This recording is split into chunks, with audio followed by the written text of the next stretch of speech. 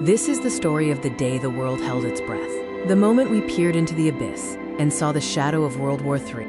We peel back the layers of a high-stakes global confrontation, revealing the secret meetings, the frantic orders, and the terrifying proximity to ultimate disaster.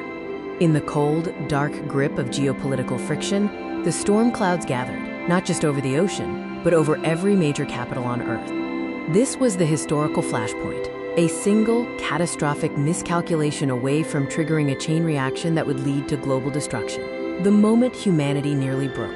The atmosphere was electric with fear. Every diplomatic move was scrutinized. Every military movement amplified the tension. As news reports screamed warnings and protests erupted across continents, the weight of the world's anxiety became palpable. Digital maps in command centers around the world flashed red, tracing the lines of confrontation where the slightest spark could ignite total war. Deep beneath the surface, away from the chaos above, decisions were being made that would determine the fate of millions. In the subterranean bunkers, military commanders, faces etched with stress, operated under intense pressure, their every move calculating the risks of retaliation. The constant beep of the radar console echoed the ticking clock. Unidentified tracks appeared on the screen, pushing the systems and the personnel to their absolute limit.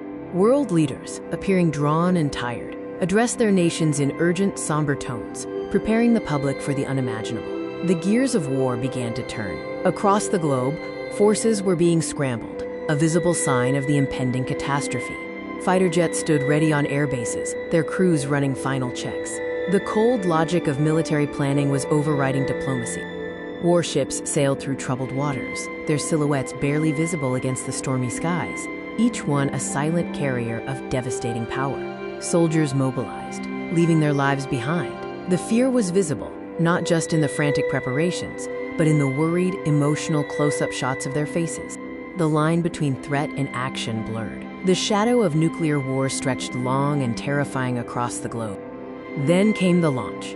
Missiles ripped into the night sky, their trajectory irreversible, signaling an escalation that threatened everything.